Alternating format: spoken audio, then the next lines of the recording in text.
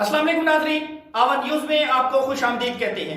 मैं हूं डॉक्टर हफीज अंजू। गुलाम सरवर कुरैशी की रिपोर्ट के मुताबिक समंदरी में कश्मीरियों के हक में रैली निकाली गई। कश्मीरियों से इज़हार यकजहती करने के लिए रैली का इनकाद किया गया।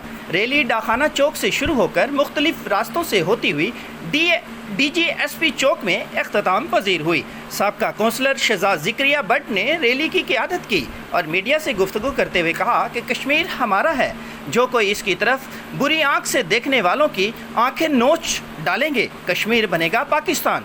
इंशाअल्लाह हम इमरान हुकूमत और फ़ौज के शाना बशाना खड़े हैं। कश्मीरियों के हक में हम निकाल रहे हैं। कश्मीरी हमारे बहन भाई हैं और उनका दुख दर्द जो है ना वो हद से ज़्यादा बढ़ गया है। और हिंदू जो है ना उनको हम बताना चाहते हैं कि हम पाक फौज और PTI की गवर्नमेंट जो इस वक्त चल रही है उसके साथ हैं और शाना बशाना हो कि उनसे अगर लड़ना भी पड़ा तो हम लड़ने के लिए तैयार हैं। अपने बच्चे भी लेके आए उस साथ। अच्छा, ये रैली कहाँ से शुरू होगी और कहाँ पर इख्तिताम पजीर होगी? ये यहाँ से शुरू हुई है, तो बस हम कहना चाहते हैं गवर्नमेंट ऑफ पाकिस्तान और पाक आर्मी को कि हम उनके साथ हैं।